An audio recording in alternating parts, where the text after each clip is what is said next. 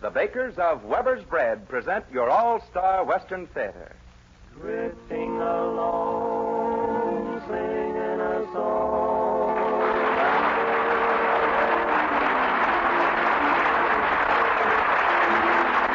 From Hollywood comes your all-star Western Theater, starring America's great Western singers, Foy Willing and the Riders of the Purple Sage.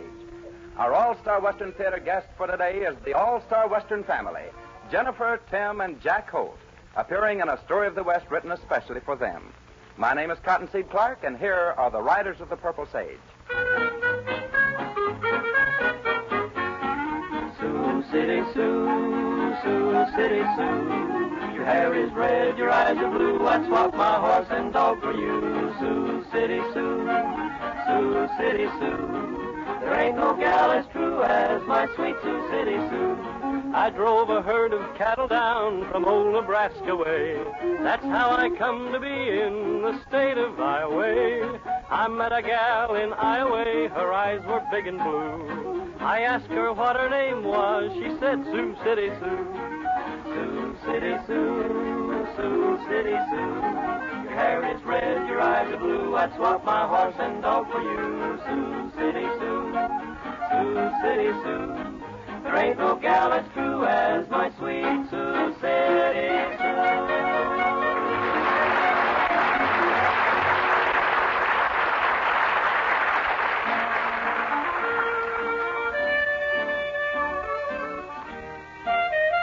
The stars of the All-Star Western Theater once again bring you a half hour of enjoyable entertainment with an authentic Western atmosphere.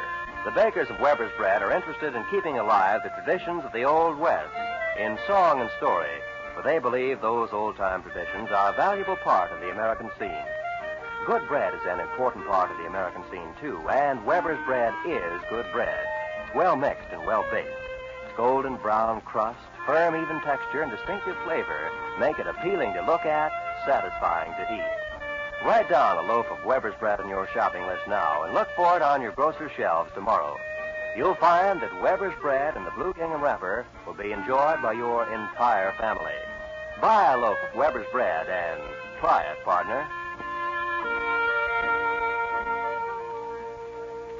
It's guest star time, friends and neighbors, and today it has a special meaning, for we bring to our all-star Western Theater microphone the all-star Western family, Jennifer, Tim, and Jack Holt. To introduce the senior member of this grand family is like renewing an old acquaintance with a close friend. For Jack Holt is truly one of the all-time greats of Hollywood. When he was recently discharged as a major from World War II, he became a veteran of both world wars.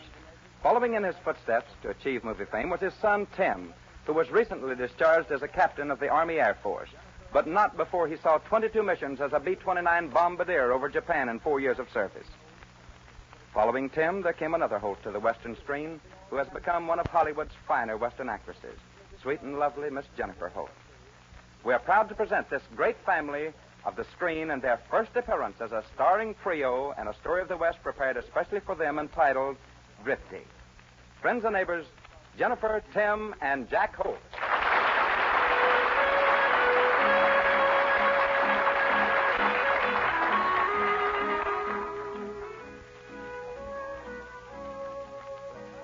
Well, my name, that's not important. Folks call me Drifty. You see, I've been roaming around the country for more than 20 years. Guess you might call me a tramp. But I haven't always been like this. Well, I can look back on the day when I had a good ranch, a fine family, and most everything that should go to make for a man's happiness. But I lost all of that for the deck of cards. Like anyone else who was fool enough to stake their happiness against money in a card game, I lost. But, well, it didn't stop at that. I killed a man. And believe me, murder is something the law never forgets.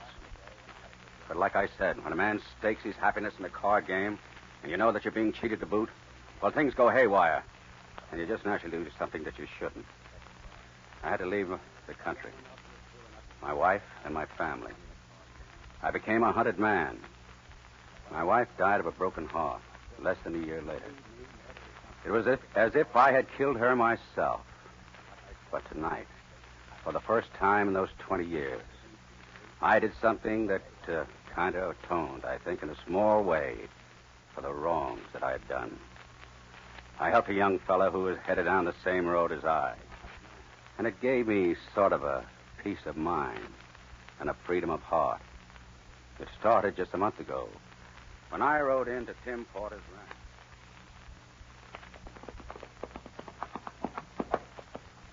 Howdy, stranger.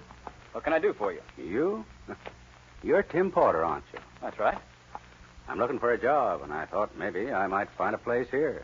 Well, I might be able to use you as a handyman about the place, but the pay isn't much. Just as long as I get board and keep. I don't care about the pay. Well, I'll add $15 a month to that. Hey, what's your name? Well, they call me Drifty. All right, Drifty. You'll find some of the boys down at the barn. Put your horse up and have them show them your bunk. Then go on up to the house, and my sister will tell you what to do. Thanks. Thanks very much.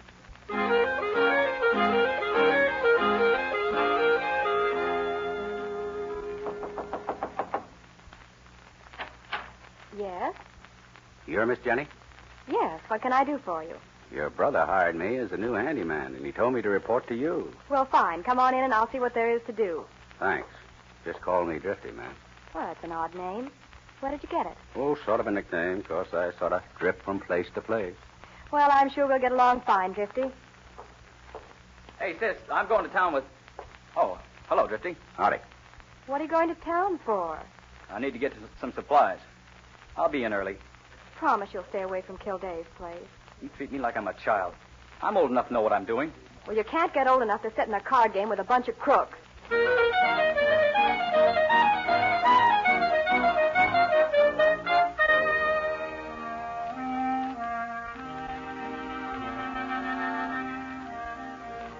When young Tim mentioned the card game, it really hit home to me. I reckon it wasn't any of my business in a way. But I hate to see that fine young boy becoming involved in the same thing that ruined my life. Later that afternoon, the girl sent for me and asked me if I'd help rearrange some furniture in the front parlor of the ranch. Now, let's see. I want to move that table to the center of the room. Then we'll be through. No sooner said than done, Miss Jenny. Oh, that's fine, Drifty. I have some coffee made. Will you have a cup with me? I sure would like it. Thank you. Come into the kitchen with me. I've been wanting to say something to you, Miss Jenny. What's that? You mentioned something about your brother playing cards tonight. Yes. I guess it's all right. But he's been playing with Ed Kilday's gang. Oh. By the way, do you and your brother operate this ranch yourself? Oh, yes. You see, our parents both died when we were very young. But, oh, Drifty, it's a long story. I'd like to hear it sometime. Now, watch this coffee. It's hot. Thank you, ma'am. By the way, if you'll drop in tomorrow night, I'd like you to meet the boy I'm going to marry. So you're going to marry?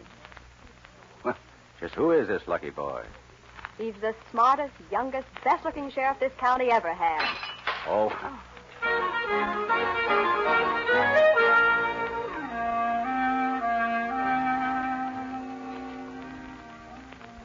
I thought for a moment I might have tipped my hand to Miss Jenny.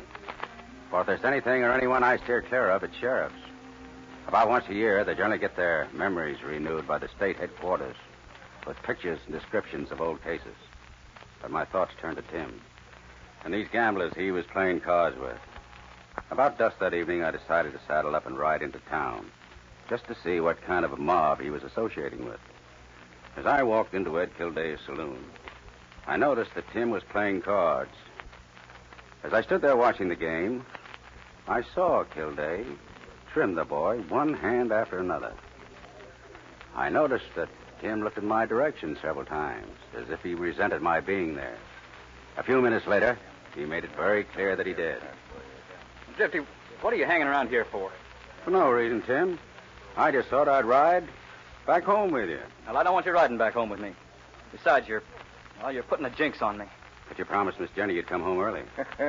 What's wrong, Tim? Did your sister hire this man to watch over you? I don't like that kind of talk either, Kilday. Now, look here, Drifty. Come on, get moving. That's an order. Son, I didn't think you'd talk that way to me.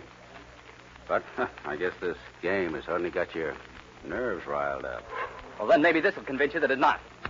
How do you like that? What do you say? Come on, Tim. Coming from you, Tim, I'm going to take that. But you're the first man that ever slapped me in the face and got away with it. Drifty, I didn't mean to do that. I guess I am on edge. I'm sorry. That's all right, son. Oh, there you are, Tim.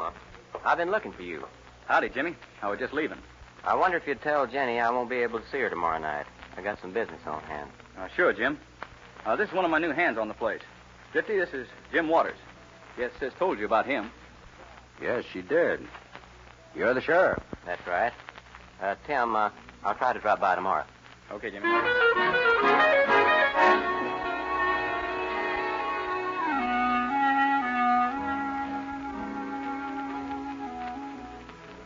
Of course, I hadn't counted on meeting up with Jenny's young sheriff.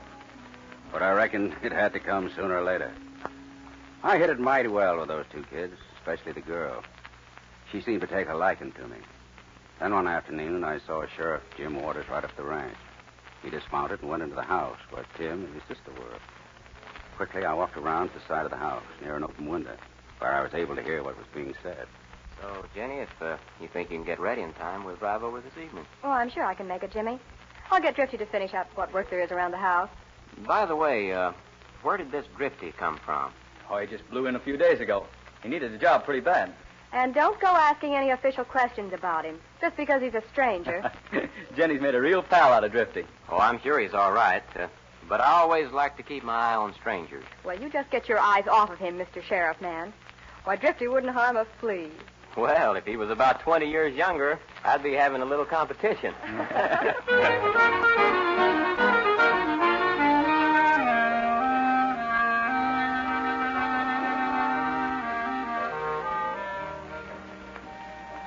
It made me mighty proud to hear those two kids and what they were saying about me.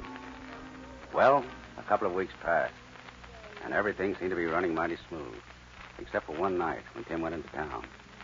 I'd been in bed several hours when a knock on the bunkhouse door awakened me. Who is it? It's me, Jenny. Just a moment, Miss Jenny. Why, what's wrong? Oh, well, it's Tim. He hasn't come home yet. I'm worried about him, Drifty. It's past 4 o'clock. I didn't even know he went away from the house tonight. We went into town, but he promised to be in early. You're afraid that he might be gambling? Oh, I don't know what to think, Drifty. He's never done this before. Well, we won't be in doubt much longer. Here comes someone on the run. Oh, I hope it's him. That's who it is, all right. Who's on? Steady now. Tim, where have you been? I've been worried to death about you. Come into the house, Sis. I gotta have a talk with you. What's wrong, Tim? Nothing you'd be interested in, Drifty.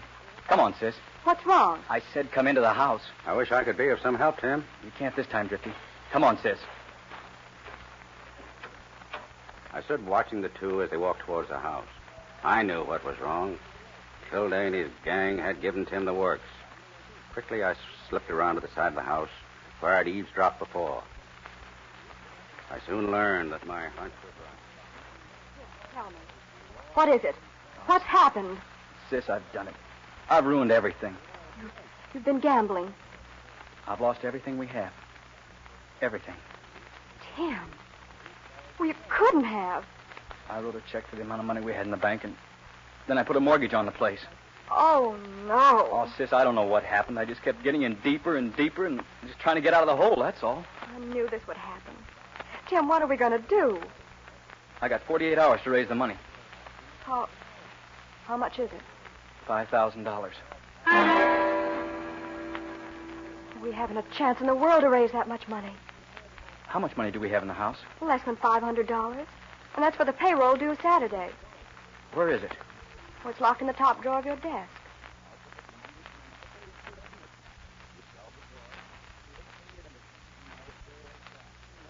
Well, I'm in this far. I might as well try to get even with it. Look, Tim, that money isn't yours. It belongs to the men who work for us. Yeah. I guess you're right. Oh, Timmy, it's all over now, and I'm not going to say I told you so. You try and get some sleep, and then we'll figure this thing out some way in the morning.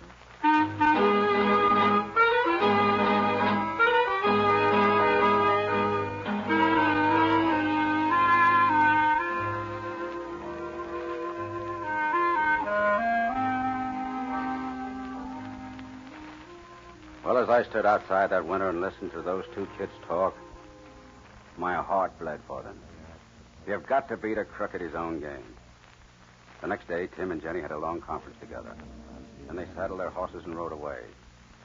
One of the hands told me that they'd gone to Charlie Raymond, a wealthy neighboring rancher, on some business. I knew it'd be at least dark before they returned, so I put my plan into action. I went to Tim's desk, broke it open, and took the $500. I then saddled my horse and, unnoticed, rode into town, straight to Ed Kilday's. Well, if it isn't Tim Porter's new handyman. Yeah, you mean Tim Porter's ex-handyman. Oh, you ain't working for him anymore? No, I ain't going to stand around and have that kid running over me. Right. You saw what he did to me here a couple of nights ago? Yeah. Guess you heard he got himself mixed up in a mighty heavy game last night. Yes, and it serves him right. He's too young to be sitting in a game with men who can outfigure him. Yeah, too bad. I hate to see the kid lose, but he asked for it. If you ask me, he got it. Maybe it'll teach him not to gamble. You know, Drifty, you got a good head on them shoulders of yours. Oh, I managed to get along. By the way, do you mind if I sort of sit in your game for a while? No. Anybody with money's welcome. I got close to 500. I got stacked away. I might play for a while. 500? Well, we'd be glad to have you. Won't we, boys? Oh, Sure. sit down. Sit down, Drifty. Take a chair right there in front of me. It was working just as I planned. As the game started, I played mighty close until the deal came to me. That when I worked in the house, then I went to work on the house and on Kilday and his henchmen. It had been years, but I could handle these cards with perfect control. I would give this crook a taste of his own medicine. As the game progressed, I slowly built my stack of chips, higher and higher. I could sense that Kilday was getting nervous. My luck was amazing, he remarked several times. Luck? Why, I knew every card in every man's hand each time I dealt it. Then my thoughts returned to Tim and Jenny. And it points to only one person, sis. Drifty took that payroll money and cleared out with it. But, Tim, I know he wouldn't do such a thing. Well, like I said, Tim, I saw him go in the house, and a few minutes later he saddled up and rode toward town. Jim Waters has been suspicious of Drifty for quite a while now. I'm going to town to look for him. Tim, I promise you won't do anything until you know he's guilty. All right, sis. We're in enough trouble ourselves. Now we've been robbed by a man we trust. Drifty, your luck is holding out like I never seen before. I'm pretty lucky, all right. Yeah. I got close to $3,000 on you, boy. I ain't never seen a run like it, and I've been playing cards for over 30 years. Here, Drifty, it's your deal. Now for the killing. I dealt those cards so fast my hand was a blur. I dealt the man on my left and right dead hands. But to Kilday, I gave 3 aces. The pot was Jack's or better. Kilday opened. I called and raised. He called the raise and drew 2 cards. I stayed pat. I knew he would figure me for a straight or a flush, or at most a full house. On the draw, I dealt him his 4th ace, and he came out betting. All right, Drifty. I'll bet 500. Call and raise 1,000. Sorry to have to get all my money back at once, Drifty, but I'll raise again. Same amount. In that case, I'll have to tap myself. I'll bet you every nickel I've got in front of me. Yeah, bet's a shade heavy, ain't it, Drifty? I figured you for 3 of a kind, and I can beat that. I'll call, Drifty. Beat these 4 aces. They're pretty good, Yeah. but not good enough. What do you mean? A straight flush from 6 to 10. Why, you... Don't move. I've got you covered. You won't get by with us, Drifty. So you can't take your own medicine, eh? All right, Drifty, let's go. The sheriff and I want to have a little talk with you. All right, Tim, I know what you want. You've even been playing cards with the money you stole from my desk. That's right, Tim. And with the same man that you played with. What's that got to do with it? Just this. Kilday, here's the cash, 5,000. Now give Tim that paper on his ranch. What do you mean? I mean what I say. I came in here to win that piece of paper he signed. Now here's the money. Give it to him. I mean business.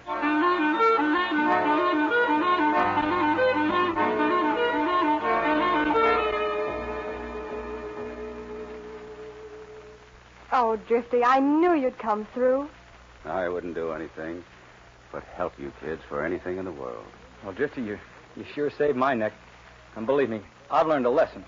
You couldn't get me in another card game for anything in the world. I'm glad to hear that, son. Mighty glad, believe me. Gambling can ruin a man's life, and I ought to know. Oh, what do you mean by that, Drifty? Oh, nothing. Let's go.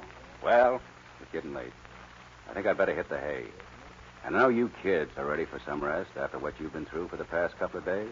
I got to run along, too. I'll walk out with you, Drifty. Why, sure. Sure, Sheriff. And again, Drifty, we don't know how to thank you. Just seeing you kids happy is thanks enough. You know, Drifty, if I could remember my dad, I'd like to remember him but just as a man like you. Thanks, Tim. That's the nicest thing that was ever said to me. Well, Sheriff, you said you'd walk out with me, so... Sure, let's be going. Good night, Jenny. Tim. Good night, Tim. Good night, Tim. Good night, Drifty.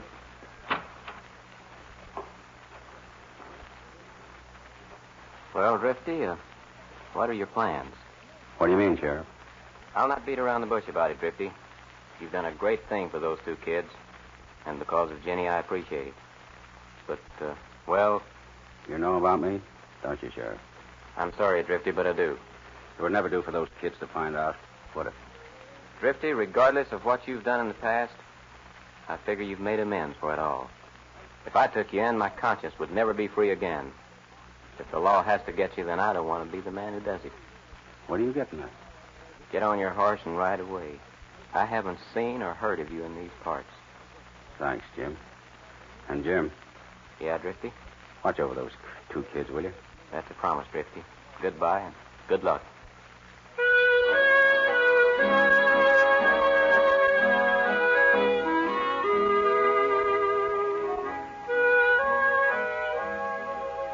Well, I reckon I'll move on to some other part of the country.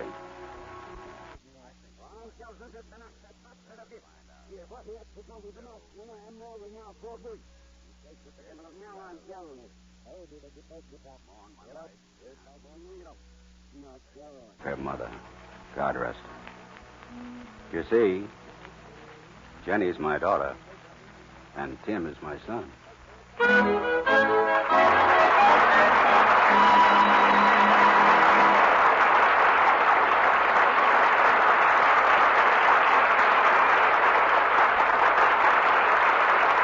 Friends and neighbors, your All-Star Western family, Jennifer, Tim, and Jack Holt, will return to you in a few moments.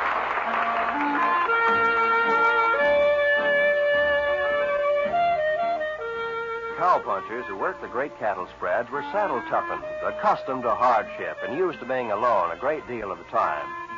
They had a lot of time to think problems through as they rode fence or searched the brush for strays or night-hawked the herd from dawn to dusk. For the most part, cowboys were reserved in manner and short of speech. When they spoke, they went right to the point. They didn't waste any words. For instance, a cowpuncher who liked Weber's bread, who thought that Weber's bread was really good bread, who liked to eat Weber's bread for breakfast, lunch, dinner, and in between meals, and who wanted you to share his enjoyment, wouldn't waste a lot of time and talk. If he thought Weber's bread was good enough to recommend to you, he'd just say, "Try it, partner." And now here is Foy Willing returning to the microphone with our three great stars, Jennifer, Tim, and Jack Holt.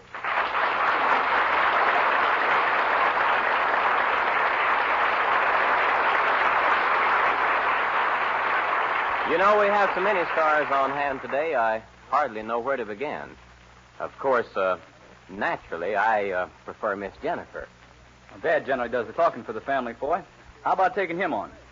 Just a minute, will you? I think I've done enough talking for the last 20 minutes. Well, if they don't get around to it, I will. I think it was wonderful being here today on your All-Star Western Theater, and especially being with Dad and Tim. Well, that goes for me, too. And I would like to say, this being one of my very rare radio appearances, that it was a real thrill to work with my two kids. Ladies and gentlemen, it was very nice being with you, and I hope that I will have the privilege real soon again.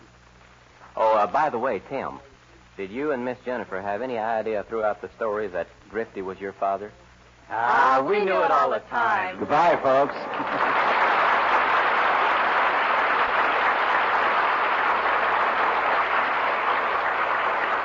Goodbye to Hollywood's great and grand family, the Hopes. Well, here they are, folks, men of the West from out of the West with a real song of the West. America's great Western singing stars, Foy Willing and the Riders of the Purple Sage, singing Bob Nolan's Cool Water.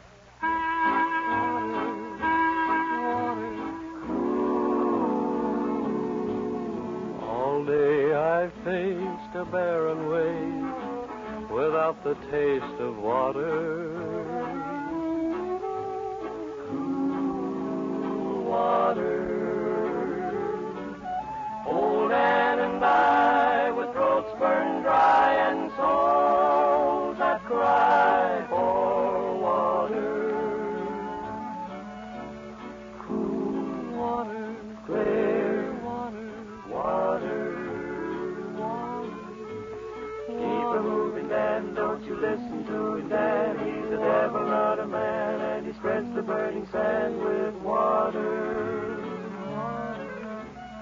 Then can you see that big green tree where the water's running free and it's waiting there for you and me?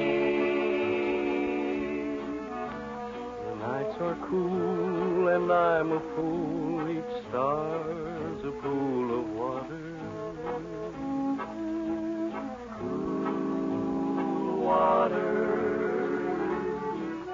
But with the dawn I'll wake and yawn and carry on to water. Cool water, clear water, water. Keep a moving, Dan, don't you listen to him, Dan. He's the devil, not a man, and he spreads the burning sand with water. Then can you see that big green tree where the water's running free and it's waiting there for you and me?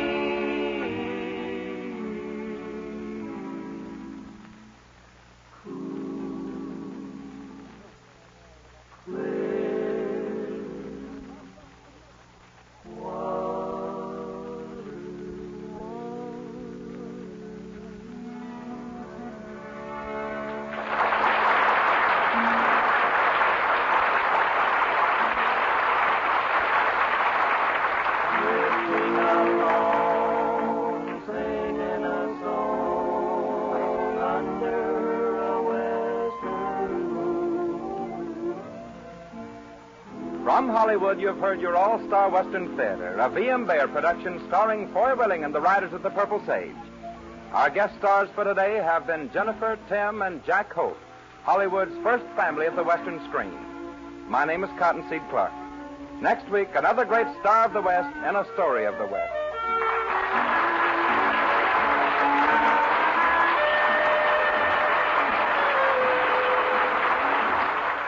This program came to you from the studios of KNX, Columbia Square. KNX Los Angeles, Columbia Station for Southern California. Stay tuned for the Jack Kirkwood Show after this brief transcription.